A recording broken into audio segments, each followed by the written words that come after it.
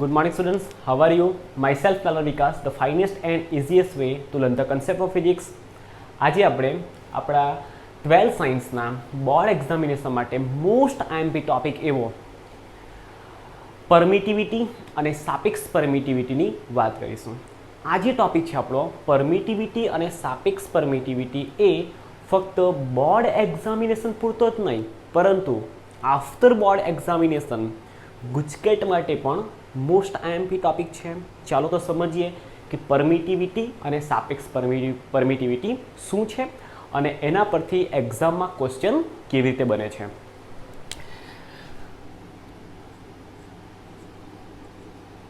Permittivity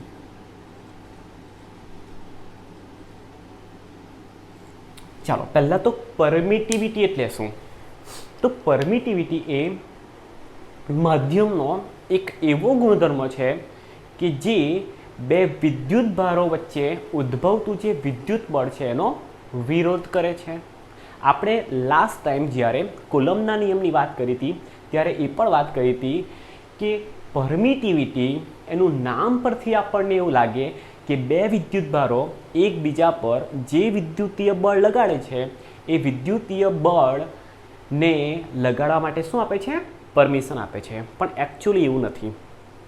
ધારો કે કોઈ મૂવીમાં, ધારો કે કોઈ પિક્ચરમાં કોઈ હીરોનું નામ ધારો કે કોઈ વિલનનું નામ રામ હોય, બરાબર, પણ એનું નામ પરથી આપણને કેવું લાગે કે બહુ સારો માણસ હશે, બરાબર, પણ એ કામ શું કરે છે? વિલનનું કરે છે. તેવી રીતે કે માધ્યમની પરમિટિવિટી એટલે માધ્યમનો એક એવો ગુણધર્મ જે બે વિદ્યુત ભારો વચ્ચે ઉદ્ભવતું જે વિદ્યુત બળ છે એનો વિરોધ કરે છે. ઓકે, ચાલો તો આપણે લખી શકીએ કે બે વિદ્યુત ભારોને, ખાસ ધ્યાન રાખજો, બે વિદ્યુત ભારોને એકબીજાથી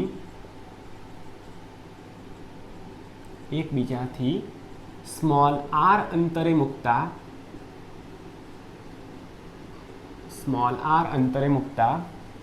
તેમની વચ્ચે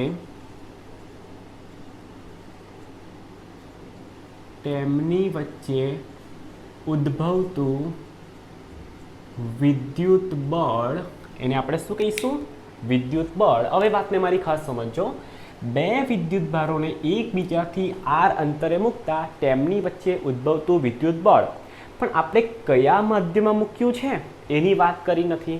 સપોઝ આપણે જનરલ ફોર્મ લખીએ કે કોઈ પણ માધ્યમ હોય તો એમની વચ્ચે ઉદ્ભવતું જે વિદ્યુત બળ છે એ F is equal to 1/4π epsilon naught, જ્યાં એપ્સાઇલોન નોટ એ જે માધ્યમમાં મૂક્યા હશે એ માધ્યમની પરમિટિવિટી છે, into Q1 Q2 divided by R² દ્વારા આપી શકાય છે. ઓકે, જ્યાં આ જે એપ્સાઇલોન દેખાય છે એ એપ્સાઇલોનને બોલીશું આપણે, શું નામ છે એનું? એપ્સાઇલોન. એ એપ્સાઇલોનને બોલીશું આપણે આપેલ માધ્યમની પરમિટિવિટી. વિદ્યુત ભારોને જે માધ્યમમાં મૂક્યા છે તે માધ્યમની પરમિટિવિટી. જો વિદ્યુત ભારોને શૂન્યાવકાશમાં મૂક્યા હોત તો F ઇઝ ઇક્વલ ટુ 1/4π અહીંયા આગળ એપ્સાઇલોન નોટ આવ્યું હોત. એનો મતલબ કે શૂન્યાવકાશની પરમિટિવિટી હોત Q1 Q2 divided by R². હવે વાળી વાતને જરા ખાસ સમજો. ધારો કે એક Q1 વિદ્યુત ભાર, તેનાથી R અંતરે એક બીજો Q2 વિદ્યુત ભાર રહેલો છે અને બંનેને એકબીજાથી કેટલા અંતરે સેપરેટ કરેલા છે? R જેટલા અંતરે સેપરેટ કરેલા છે. તો એમની વચ્ચે કોઈ પણ માધ્યમ હોય, કેટલું બળ લાગે? F is equal to 1/4π epsilon naught. 1/4π epsilon, જ્યાં એપ્સાઇલોન એ બે વિદ્યુત ભારો વચ્ચે અથવા વિદ્યુત ભારોને જે માધ્યમમાં મૂક્યા છે તે હાજર માધ્યમની પરમિટિવિટી. ચાલો હવે વાતને સમજો. જો આમને આપણે વિદ્યુત ભારનું મૂલ્ય પણ નથી બદલવાનું, એનો મતલબ કે વિદ્યુત ભારનું મૂલ્ય બી અચળ છે. વિદ્યુત ભાર વચ્ચેનું જે અંતર R છે એ અંતર R પણ અચળ છે. તો અહીંયાથી આપણને એક રિલેશન મળી શકે કે એફ જો સમજજો, ખાસ ધ્યાન રાખજો, એફ ચલે છે 4 પણ અચળ, ભાઈ 4 છે એ તો કોન્સ્ટન્ટ વેલ્યુ છે, પાઈની વેલ્યુ બી 3.14 થાય છે એટલે એ બી અચળ થઈ ગઈ. Q1 Q2 વિદ્યુતભારનું મૂલ્ય પણ નથી બદલવાનું એટલે એ પણ અચળ. સેમ એઝ બે વિદ્યુતભાર વચ્ચેનું અંતર r છે એ પણ બદલવાનું નથી એટલે એ પણ અચળ. તો અહીંયાથી એક રિલેશન લખી શકીએ કે એફ ચલે છે 1/એપ્સાઇલોન. ખાસ ધ્યાન રાખજો, આપણને રિલેશન શું મળ્યું?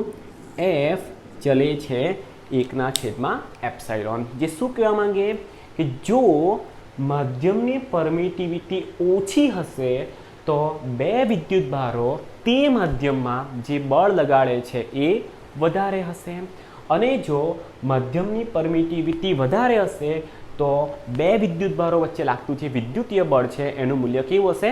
ઓછું હશે. બરાબર? ચાલો, એફ ઇઝ પ્રપોઝનલ ટુ 1/એપ્સાઇલોન. હવે વાતને ખાસ સમજો. ધારો કે જો આપણે શૂન્યાવકાશની વાત કરીએ, બરાબર, આના પરથી શું મળ્યું આપણને? એફ ચલે છે 1/એપ્સાઇલોન. હવે પ્રેક્ટિકલી એટલે કે પ્રયોગ દ્વારા પ્રેક્ટિકલી વૈજ્ઞાનિકોને એવું જાણવા મળ્યું કે જ્યારે બે વિદ્યુતભારો શૂન્યાવકાશમાં હાજર હોય ત્યારે એમની વચ્ચે જે ઉદ્ભવતું વિદ્યુત બળ છે એનું મૂલ્ય મહત્તમ હોય છે. એનો મતલબ કે પ્રેક્ટિકલી એવું જાણવા મળ્યું કે શૂન્યાવકાશની પરમિટિવિટી, ખાસ ધ્યાન રાખજો, શૂન્યાવકાશની જે પરમિટિવિટી છે એ શૂન્યાવકાશની પરમિટિવિટી જે એપ્સાઇલોન નોટ છે એનું મૂલ્ય કેવું હોય? મિનિમમ. એનો મતલબ કે સૌથી ઓછી પરમિટિવિટી ધરાવતું માધ્યમ કયું? શૂન્યાવકાશ. બરાબર? એનો મતલબ કે બીજું કોઈ પણ માધ્યમ લઈ લઈએ તેની પરમિટિવિટી શૂન્યાવકાશની પરમિટિવિટી કરતાં કેવી હશે? વધારે હશે. હવે વાતને સમજો કે જ્યારે બે વિદ્યુતભારો સૌથી ઓછી પરમિટિવિટી ધરાવતા માધ્યમમાં મૂકેલા હોય તો એમની વચ્ચે જે ઉદ્ભવતું વિદ્યુત બળ એફ નોટ લઈ લઉં. જો સમજો, પરમિટિવિટી એપ્સાઇલોન નોટ, તો બે વિદ્યુતભારો વચ્ચે ઉદ્ભવતું જે બળ છે એને આપણે એફ નોટથી રિપ્રેઝન્ટ કરીએ. સો એફ નોટ કેવું હશે? મેક્સિમમ હશે. જો સમજો, બે માધ્યમ આપણે બે વિદ્યુતભારને જે માધ્યમમાં મૂક્યા છે એ માધ્યમની પરમિટિવિટી એપ્સાઇલોન નોટ એટલે કે શૂન્યાવકાશમાં મૂક્યા હોય તો પ્રેક્ટિકલી એવું જાણવા મળ્યું કે શૂન્યાવકાશની પરમિટિવિટી સૌથી ઓછી છે. એનો મતલબ કે શૂન્યાવકાશમાં બે વિદ્યુતભારો વચ્ચે ઉદ્ભવતું જે વિદ્યુત બળ છે એનું મૂલ્ય કેવું હશે? મેક્સિમમ હશે, મહત્તમ મૂલ્યનું બળ લાગે. તો આપણે શૂન્યાવકાશની પરમિટિવિટી અને આપેલ કોઈ પણ માધ્યમની પરમિટિવિટી વચ્ચેનો એક રિલેશન લખી શકીએ કે આપેલ માધ્યમની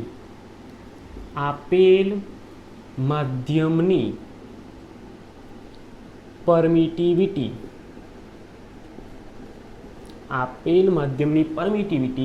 ઇઝ ઓલવેઝ ગ્રેટર ધેન શૂન્યાવકાશની પરમિટિવિટી.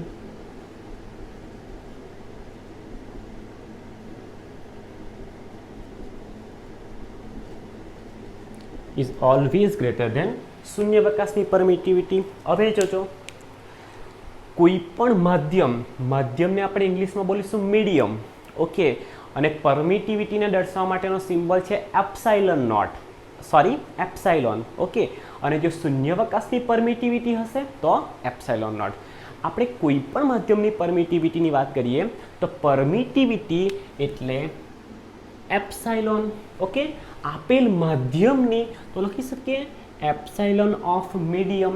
આપેલ માધ્યમની permittivity epsilon M is always greater than epsilon nought. એનો મતલબ કે કોઈ પણ માધ્યમની પરમિટિવિટી એ શૂન્યાવકાશની પરમિટિવિટી કરતાં હંમેશા કેવી હશે? વધારે હશે. હવે વાતને ખાસ સમજો, કોઈ પણ માધ્યમની પરમિટિવિટી શૂન્યાવકાશની પરમિટિવિટી કરતાં વધારે હશે. ઇટ મીન્સ કે કોઈ પણ માધ્યમમાં ઉદ્ભવતું બે વિદ્યુતભારો વચ્ચેનું વિદ્યુતીય બળ શૂન્યાવકાશમાં ઉદ્ભવતા વિદ્યુત બળના મૂલ્ય કરતાં હંમેશા ઓછું હશે. ખાસ ધ્યાન રાખજો. પાછો એકવાર, કોઈ પણ માધ્યમની પરમિટિવિટીનું મૂલ્ય શૂન્યાવકાશની પરમિટિવિટીની સાપેક્ષમાં વધારે હશે.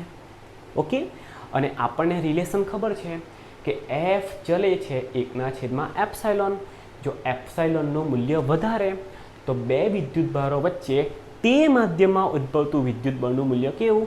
ઓછું. તો અહીંયા આગળ આપણે જોઈ શકીએ છીએ કે કોઈ પણ માધ્યમની પરમિટિવિટી યા તો આપેલ માધ્યમની પરમિટિવિટી એ શૂન્યાવકાશની પરમિટિવિટી કરતાં ઓલવેઝ વધારે હોય, હંમેશા વધારે હોય. ઇટ મીન્સ કે તે માધ્યમમાં, આપેલ માધ્યમમાં બે વિદ્યુતભારો વચ્ચે ઉદ્ભવતું વિદ્યુત બળ શૂન્યાવકાશમાં તે જ વિદ્યુતભારો વચ્ચે તેટલા જ અંતરે મૂકીએ ત્યારે ઉદ્ભવતા વિદ્યુત બળ કરતાં હંમેશા ઓછું હોય છે. સો અહીંયાથી આપણે એક રિલેશન લખી શકીએ બળના કિસ્સામાં. તો આપણે અહીંયાથી લખી શકીએ કે ફોર્સ ઇન એની મીડિયમ, બે વિદ્યુતભારો વચ્ચે આપેલ માધ્યમમાં ઉદ્ભવતું વિદ્યુત બળ is always less than force in a vacuum, યા તો શૂન્યાવકાશમાં લાગતું બળ. ખાસ ધ્યાન રાખજો, આપેલ માધ્યમમાં ઉદ્ભવતું વિદ્યુત બળ એ શૂન્યાવકાશમાં ઉદ્ભવતા વિદ્યુત બળ કરતાં હંમેશા કેવું હોય છે? ઓછા મૂલ્યનું હોય છે. ઓકે, ચાલો આપણને આટલી માહિતી મળી. હવે આના પરથી આપણે શું લખી શકીએ? જો તો સમજો, આપણને એક રિલેશન મળ્યું કે FM is less than F0. એનો મતલબ કે આપેલ માધ્યમમાં ઉદ્ભવતું બે વિદ્યુતભારો વચ્ચે ઉદ્ભવતું વિદ્યુત બળ એ શૂન્યાવકાશમાં તે જ બંને વિદ્યુતભારો વચ્ચે તેટલા જ અંતરે મૂકીએ ત્યારે ઉદ્ભવતા વિદ્યુત બળ કરતાં કેવું હશે? ઓલવેઝ લેસ ધેન હશે, ઓલવેઝ ઓછું હશે. બરાબર? ચાલો, આ તો વાત થઈ ગઈ શું? આપણને પરમિટિવિટીની. ઓકે, ચાલો હવે વાતને સમજો. હવે પરમિટિવિટીના ખ્યાલ પરથી એક નવી પરમિટિવિટી અસ્તિત્વમાં આવી અને એનું નામ છે સાપેક્ષ પરમિટિવિટી.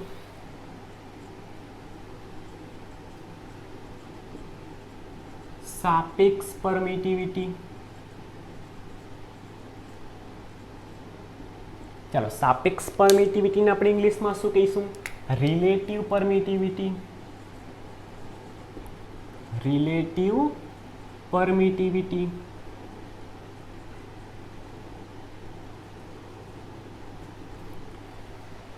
ચાલો હવે વાતને સમજો કે સાપેક્ષ પરમિટિવિટી કોને કહેવાય? ખાસ ધ્યાન રાખજો, આપેલ માધ્યમની પરમિટિવિટી અને શૂન્યાવકાશની પરમિટિવિટીનો જે ગુણોત્તર છે એ ગુણોત્તરને આપણે આપેલ માધ્યમની શું બોલીશું? સાપેક્ષ પરમિટિવિટી. યા તો આપણે એવું પણ બોલી શકીએ કે જે નીચે આવે એની સાપેક્ષમાં, ઉપર આવે એનું. તો નીચે આપણે શું લખીશું કે શૂન્યાવકાશની પરમિટિવિટીની સાપેક્ષમાં આપેલ માધ્યમની પરમિટિવિટીને તે માધ્યમની સાપેક્ષ પરમિટિવિટી કહી શકાય. તો અહીંયા આપણે સૂત્ર લખીશું કે સાપેક્ષ પરમિટિવિટી, સાપેક્ષ પરમિટિવિટી ઇઝ ઇક્વલ ટુ આપેલ માધ્યમની પરમિટિવિટી, આપેલ માધ્યમની પરમિટિવિટી વિથ રિસ્પેક્ટ ટુ, એટલે કે કોની સાપેક્ષમાં? તો શૂન્યાવકાશની સાપેક્ષમાં, એટલે કે શૂન્ય અવકાશની પરમિટિવિટી. ઓકે, આઈ હોપ કે તમને આટલી વાત ક્લિયર થઈ હશે કે કોઈ પણ માધ્યમની પરમિટિવિટીને જો આપણે શૂન્યાવકાશની સાપેક્ષની પરમિટિવિટી સાથે કમ્પેર કરીએ, ની સાપેક્ષતા લઈએ, તો આપણને તે માધ્યમની સાપેક્ષ પરમિટિવિટી મળે. ઓકે, ચાલો હવે સાપેક્ષ પરમિટિવિટીને આપણે ઇંગ્લિશમાં બોલીએ છીએ રિલેટિવ પરમિટિવિટી. તો એનું આપણે સૂત્ર લખી શકીએ કે પરમિટિવિટી એટલે એપ્સાઇલોન. ઓકે, કોઈ પણ માધ્યમની પરમિટિવિટીને આપણે એપ્સાઇલોનથી ઇન્ડિકેટ કરીએ. અહીં આગળ રિલેટિવ પરમિટિવિટી છે, so we can write epsilon R, એટલે કે આપેલ માધ્યમની સાપેક્ષ પરમિટિવિટી ઇઝ ઇક્વલ ટુ આપેલ માધ્યમની પરમિટિવિટી ઓફ ગિવન મીડિયમ, એટલે કે આપેલ માધ્યમની પરમિટિવિટી વિથ રિસ્પેક્ટ ટુ એટલે કે છેદમાં શૂન્યાવકાશની પરમિટિવિટી. આ વસ્તુ જરા ખાસ ધ્યાન રાખજો. Epsilon R is equal to epsilon M છેદમાં એપ્સાઇલોન નોટ. હવે વાતને મારી ખાસ સમજજો. હવે આપણી બુક એવું કહે છે કે કોઈ પણ માધ્યમની જે સાપેક્ષ પરમિટિવિટી છે ને એનું બીજું પણ નામ છે. ઓકે, અને એ બીજું નામને આપણે બોલીશું આપેલ માધ્યમનો ડાઇઇલેક્ટ્રિક અચળાંક. ખાસ ધ્યાન રાખજો. એટલે આપણે અહીંયા આગળ લખી શકીએ કે સાપેક્ષ permittivity is equal two dielectric અચળાંક. ડાઇઇલેક્ટ્રિક અચળાંક એનો મતલબ કે જ્યાં આગળ આપણને એપ્સાઇલોન આર દેખાય, સાપેક્ષ પરમિટિવિટી દેખાય, એની જગ્યાએ આપણે ડાઇઇલેક્ટ્રિક અચળાંક, જેને આપણે કેપિટલ કે વડે દર્શાવશું, એ લખી શકીએ. ક્લિયર? ચાલો હવે અહીંયા જોજો. તો આ રિલેશન શું બનશે? એપ્સાઇલોન આરની જગ્યાએ આપણે લખી શકીએ પહેલાં આને કે epsilon m divided by epsilon nought is equal to epsilon r. પણ એને તો બીજી ભાષામાં શું કહેવાય, બીજા શબ્દમાં શું કહેવાય? ડાઇઇલેક્ટ્રિક અચળાંક. તો આપણે એને શું કહીશું? કેપિટલ કે દ્વારા ઇન્ડિકેટ કરીશું. ચાલો અહીંથી આપણને એક બ્યુટીફુલ રિલેશન બીજું મળી ગયું કે epsilon m divided by epsilon nought is equal to capital K, એનો મતલબ કે ડાઇઇલેક્ટ્રિક અચળાંક. હવે વાતને ખાસ સમજો કે આપણને ફક્ત શૂન્યાવકાશની પરમિટિવિટી એપ્સાઇલોન નોટનું જ મૂલ્ય તો ખબર છે, આપણને બીજું મૂલ્ય થોડી ખબર છે. ધારો કે તમને કે પાણીની પરમિટિવિટીનું મૂલ્ય લખો, સિમેન્ટની પરમિટિવિટીનું મૂલ્ય લખો, માઇકાની પરમિટિવિટીનું મૂલ્ય લખો, કોઈ કાચની પરમિટિવિટીનું મૂલ્ય લખો, કેરોસીનની પરમિટિવિટીનું મૂલ્ય લખો. એનો મતલબ કે આ બધા માધ્યમની પરમિટિવિટી યાદ ન રાખવી પડે એટલા માટે એક નવો કન્સેપ્ટ અસ્તિત્વમાં આવ્યો અને એનું નામ શું છે? સાપેક્ષ પરમિટિવિટી. તમે જરાક આને ફોકસ કરશો ને આના પર, એટલે તમે આપેલ માધ્યમની પરમિટિવિટી આના પરથી શોધી શકશો. ફોર એક્ઝામ્પલ જોજો ખાસ, આપેલ માધ્યમની permittivity epsilon M is equal to કે times epsilon naught. Most IMP relation. ખાસ ધ્યાન રાખજો. કેવું રિલેશન? Most IMP. આપેલ માધ્યમની પરમિટિવિટી એ તે માધ્યમનો ડાઇઇલેક્ટ્રિક અચળાંક મલ્ટીપ્લાય બાય શૂન્યાવકાશની પરમિટિવિટી એપ્સાઇલોન નોટના ગુણાકાર જેટલો હોય છે. ક્લિયર? ધારો કે તમને એવું કે, સમજો વાતને, ધારો કે પાણીનો ડાઇઇલેક્ટ્રિક અચળાંક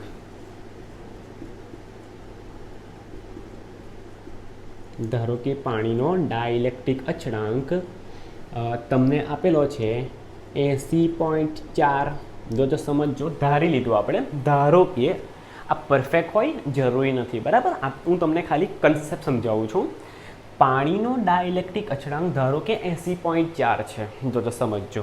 હવે તમને ક્વેશ્ચન થતો હશે કે અહીંયા આગળ 80.4ની પાછળ આપણે કેમ કોઈ એકમ નથી લખ્યો? તો જોજો કે રિલેટિવ પરમિટિવિટી અથવા ડાઇઇલેક્ટ્રિક અચળાંક બરાબર ઉપર પણ પરમિટિવિટી, નીચે પણ પરમિટિવિટી. જે એકમ આપેલ માધ્યમની પરમિટિવિટીનો, ભાઈ એ જ એકમ તો શૂન્યાવકાશની પરમિટિવિટીનો.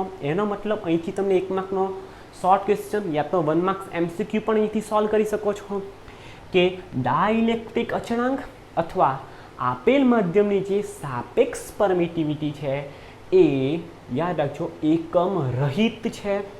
અહીંથી લખી શકીએ આપણે અહીંયા આગળ. આ કેવી વાત છે? આ કેવી ફિઝિકલ ક્વોન્ટિટી છે? એકમ રહિત ભૌતિક રાશિ છે. ભાઈ એ એકમ રહિત હોય તો ઓબ્વિયસલી એ પરિમાણ રહિત હોવાની. એટલે એ જે સાપેક્ષ પરમિટિવિટી અથવા આપેલ માધ્યમનો જે ડાઇઇલેક્ટ્રિક અચળાંક છે એ એકમ રહિત અને પરિમાણ રહિત ભૌતિક રાશિ છે. ચાલો, ધારો કે પાણીનો ડાઇલેક્ટ્રિક અચળાંક 80.4 હોય અને તમને એવું પૂછે તો પાણીનો ડાઇલેક્ટ્રિક અચળાંક કેટલો હશે? Sorry it's my mistake. ધારો કે પાણીનો ડાઇલેક્ટ્રિક અચળાંક 80.4 છે. ઓકે, અથવા એનું નામ શું છે? ડાઇલેક્ટ્રિક અચળાંકનું બીજું નામ સાપેક્ષ પરમિટિવિટી 80.4 છે. તો આપેલ માધ્યમ એટલે કે પાણીની પરમિટિવિટી કેટલી હશે? તો ઇઝીલી કંઈ નથી કરવાનું. એનો જે ડાઇલેક્ટ્રિક અચળાંક છે એને આપણે શું કરીશું? શૂન્યાવકાશની પરમિટિવિટી વડે ગુણી નાખીશું. તો આપણને આપેલ માધ્યમનું શું મળવાનું? પરમિટિવિટી. તો લખી શકીએ અહીંયા આગળ. જો તો સમજજો, આપેલ માધ્યમની પરમિટિવિટી, અહીંયા કયું માધ્યમ છે? વોટર છે. તો લખી શકીએ epsilon for water is equal to dielectric અચળાંક કેટલો પાણીનો? 80.4. તો લખી શકીએ 80.4 ટાઈમ્સ પરમિટિવિટી ઓફ વેક્યુમ. જો આપણે શૂન્યાવકાશની પરમિટિવિટીને આપેલ માધ્યમના ડાઇલેક્ટ્રિક અચળાંક અથવા રિલેટિવ પરમિટિવિટી વડે ગુણી કાઢીએ તો આપણને એ માધ્યમની પરમિટિવિટી મળી જાય. બરાબર? એટલે epsilon of water is equal to 80.4 times more than permittivity of vacuum. Okay, ચાલો, અહીંથી આપણને શું મળ્યું? યાદ ન રાખવું પડે એટલા માટે શું આપણને એક્ઝામમાં શું આપ્યું હશે? ડાઇલેક્ટ્રિક અચળાંક આપ્યો હશે. ઓકે, ચાલો, હવે આપણે એક રિલેશન શું લાવ્યા હતા? હા, અહીંયા આગળ કે 1/, FM is less than F0. એટલે શું? આપેલ માધ્યમમાં ઉદ્ભવતું વિદ્યુત બળ એ શૂન્યાવકાશમાં ઉદ્ભવતા વિદ્યુત બળ કરતાં હંમેશા ઓછું હશે. જોજો અહીંયા શું લખ્યું આપણે? Epsilon m. જોજો, ખાસ સમજો, આ રિલેશનને આપણે અહીંયા આગળ લઈ લઈએ. સમજો, epsilon M is always greater than epsilon nought. હવે જોજો કે 1/એપ્સાઇલોન હોય તો F લખાય. જોજો, તો એપ્સાઇલોન એમ હોય, જોજો એપ્સાઇલોન એમ હોય તો શું લખી શકીએ આપણે? એવું લખી શકીએ કે 1/FM. જોજો, મારી વાતને જરાક ડીલ પર લેવાની ટ્રાય કરજો. F હોય તો 1/એપ્સાઇલોન. તો એપ્સાઇલોન હોય તો 1/F.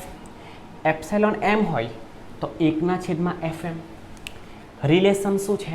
Is greater than. Epsilon nought હોય તો શું લખાય? 1/F0 લખાય. ચાલો 1/FM is greater then 1/F0. એનો મતલબ કે આપેલ માધ્યમમાં ઉદ્ભવતું વિદ્યુત બળ FM અને શૂન્યાવકાશમાં ઉદ્ભવતું વિદ્યુત બળ શું થઈ ગયું? F0. ક્યાંથી લખ્યું આપણે? આ રિલેશન પરથી કે F ચલે છે 1/એપ્સાઇલોન. Therefore epsilon of given medium is equal to શું લખી શકીએ? 1/FM. નિશાની ગ્રેટર ધેનની એઝ ઇટ ઇઝ રાખીશું. શું greater than? As it is 1 epsilon naught. તો અહીંયા આગળ શું લખીશું? 1/F0. જો આ રિલેશનને આપણે ક્રોસ મલ્ટીપ્લાય કરીએ તો આના પરથી આપણે એવું લખી શકીએ કે આ અહીંયા મલ્ટીપ્લાય થશે, આ અહીં આગળ મલ્ટીપ્લાય થશે. પહેલાં આપણે આને અહીંયા મલ્ટીપ્લાય કરીએ. સો F0 ઇઝ ગ્રેટર ધેન અહીંયા મલ્ટીપ્લાય થાય તો ફોર્સ ઇન અ મીડિયમ. જો આપણને પેલું ઉપરવાળું રિલેશન પાછું મળી ગયું કે force in any medium is always less than force in vacuum.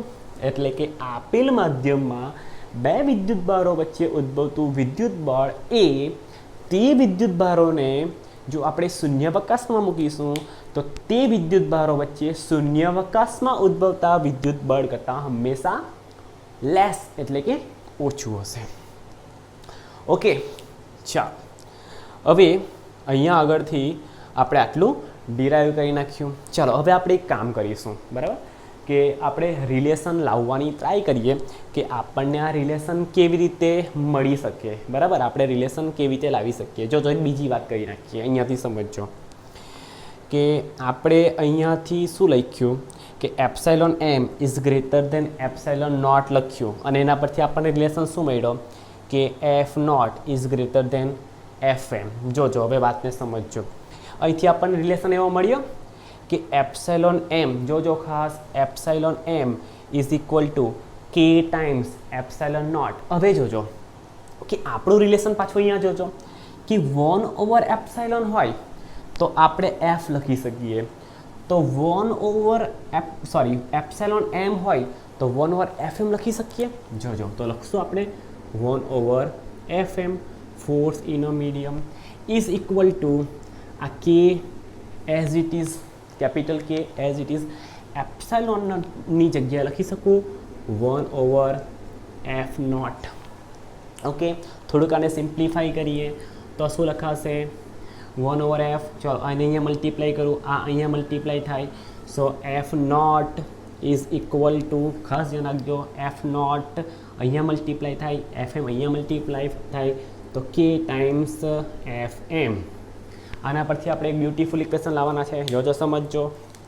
હું અહીંયાથી FM ને સૂત્ર કરતાં બનાવું તો FM is equal to F0 as it is divided by capital K।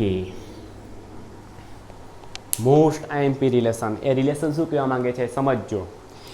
ધારો કે એક્ઝામમાં પૂછાય કે જ્યારે બે વિદ્યુત ભારોને શૂન્યાવકાશમાં મૂક્યા છે ત્યારે તેમની વચ્ચે ઉદ્ભવતું વિદ્યુત બળ ધારો કે F જેટલું છે, કેટલું છે, કેપિટલ F જેટલું છે। જો આ જ વિદ્યુત ભારોને તેટલા જ અંતરે કેપિટલ K જેટલો ડાય ઇલેક્ટ્રિક અચળાંક ધરાવતા માધ્યમમાં મૂકવામાં આવે તો આફ્ટર પુટ, આપણે એને મૂક્યા પછી તેમની વચ્ચે ઉદ્ભવતું જે વિદ્યુત બળ છે એનું મૂલ્ય શું હશે તો કેમાં ભાગનું થઈ જાય। સમજો, એ force in a medium is equal to K time less અથવા કેમો ભાગ કોનો, શૂન્યાવકાશમાં જે બળ લાગતું છે એનો કેમાં ભાગનું થઈ ગયું। ધારો કે બે વિદ્યુત ભારોને શૂન્યાવકાશમાં મૂક્યા હોય તો એમની વચ્ચે ઉદ્ભવતું વિદ્યુત બળ ધારો કે 8 ન્યૂટનનું છે। ઓકે, અને હવે એમને 2 જેટલો કેપિટલ K બરાબર 2 જેટલો ડાઇલેક્ટ્રિક અચળાંક ધરાવતા માધ્યમમાં મૂકી દઈએ તો મૂક્યા પછી બળ કેટલું થાય તો મૂક્યા પહેલાં F0 શૂન્યાવકાશમાં કેટલું છે 8 ન્યૂટન જેટલું છે, ડાઇલેક્ટ્રિક અચળાંકનું મૂલ્ય કેટલું છે 2 જેટલું છે, તો 8/2 એટલે આપણે શૂન્યાવકાશમાંથી એને માધ્યમમાં મૂકી દઈએ તો કેટલું થઈ ગયું, કેમાં ભાગનું થઈ ગયું, કેમાં ભાગ એટલે 2, તો બીજા ભાગનું થઈ ગયું હાફ થઈ ગયું, તો માધ્યમમાં મૂક્યા પછી એમની વચ્ચેનું વિદ્યુતીય બળ કેટલું થાય, બીજા ભાગનું થાય એટલે કે 4 ન્યૂટન જેટલું થાય। ઓકે, તો આજના જે પીરિયડમાં આપણે પરમિટિવિટી શું છે, પરમિટિવિટી અને ફોર્સ વચ્ચે શું રિલેશન છે, આપણે જ્યારે બે વિદ્યુત ભારોને શૂન્યાવકાશમાં જે બળ લાગતું હશે પછી આપણે એ જ વિદ્યુત ભારોને તેટલા જ અંતરે બીજા કોઈ માધ્યમમાં મૂકીશું તો એમની વચ્ચે ઉદ્ભવતું જે બળ છે એ કેટલું હશે એની વચ્ચેનો રિલેશન પણ ડિરાઈવ કર્યો। બીજી વાત કે ડાઇલેક્ટ્રિક અચળાંક કે અથવા આપેલ માધ્યમની સાપેક્ષ પરમિટિવિટી એટલે કે રિલેટિવ પરમિટિવિટીની ફોર્મ્યુલા ડિરાઈવ કરી। જો આપણને કોઈ માધ્યમની પરમિટિવિટી, કોઈ માધ્યમની રિલેટિવ પરમિટિવિટી યા તો ડાઈ ઇલેક્ટ્રિક અચળાંકનું મૂલ્ય આપેલ હોય અને એના પરથી આપણે તે માધ્યમની પરમિટિવિટીનું મૂલ્ય શોધવું હોય તો આપણે ડાયરેક્ટલી વિધાઉટ એની એફર્ટ કેવી રીતે શોધી શકીએ એ આપણે અહીંયાથી લઈ લીધું કે epsilon of any medium, permittivity કોઈ પણ માધ્યમની ઇઝ ઇક્વલ ટુ તે માધ્યમની સાપેક્ષ પરમિટિવિટી અથવા તે માધ્યમનો ડાઇલેક્ટ્રિક અચળાંક મલ્ટીપ્લાય બાય શૂન્યાવકાશની પરમિટિવિટી। ઓકે, ચાલો।